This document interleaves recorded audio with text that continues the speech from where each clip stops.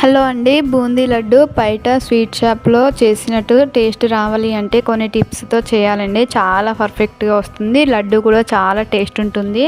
లడ్డూలు అస్సలు చేయరాని వాళ్ళు కూడా ఈజీగా చేసేసుకోవచ్చు. ఎలా చేసుకోవాలో చూసేయండి. ఇక్కడ నేను 1 కప్పు శనగపిండిని జల్లించి తీసుకుంటున్నాను. ఇలా జల్లించుకోవాలండి పిండిని మాత్రం. ఇందులో కొద్దిగా సాల్ట్ వేసుకోవాలి. అలాగే 1/2 స్పూన్ వరకు బేకింగ్ సోడా వేసుకోవాలి. అందులో 1 కప్పు వరకు వాటర్ అయితే యాడ్ చేసుకొని ఇలా నేను చూపించినట్టుగానైతే పిండిని కలుపుకోవాలి.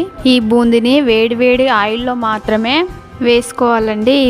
ఇది కారపు బూందీ లాగా క్రిస్పీగా వచ్చేంత వరకు కాకుండా 1 నిమిషంకి ముందే తీసేసుకోవాలండి. చూడండి, నేను చూపిస్తున్నాను. ఇలా పైన క్రిస్పీగా లోపల సాఫ్ట్గా ఉండేలాగా చూసుకోవాలి. మరో వాయి వేసుకునేటప్పుడు గరిటెని 2 సైడ్ల తుడుచుకొని మరో వాయి వేసుకోండి. అప్పుడే బూందీ పర్ఫెక్ట్గా వస్తుంది. ఇలా వేసుకుంటేనే బూందీ కరెక్ట్గా వస్తుంది. చూడండి, నేను చూపిస్తున్నాను. ఇలా చించితే ఇలా నలిగిపోవాలి. బూందీలో కొంచెం కొద్దిగా బూందీని మిక్సీ జార్లో వేసుకొని కొద్దిగా క్రష్ చేసినట్టు పట్టి మళ్ళీ బూందీలో వేసుకోవాలి. లడ్డు చుట్టుకోవడానికి ఈజీగా ఉంటుంది. ఏ కప్పుతో పిండి తీసుకున్నామో అదే కప్పుతో షుగర్ని అయితే తీసుకోవాలండి.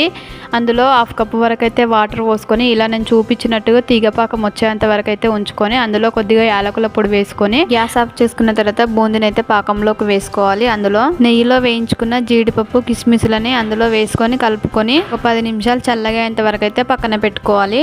చెయ్యికి ఆయిల్ లేదా నెయ్యినైతే అంటించుకొని మనం కొద్దిగా బూందీని అయితే తీసుకొని ఇలా లడ్డూల్లాగా చేసేసుకోవాలండి. అంతేనండి, చాలా సింపుల్గా చేసేసుకోవచ్చు.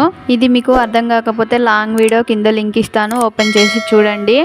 వీడియో నచ్చినట్లయితే లైక్ చేయండి, షేర్ చేయండి. మరిన్ని ఇలాంటి వీడియోల కోసం సబ్స్క్రైబ్ చేసుకోండి.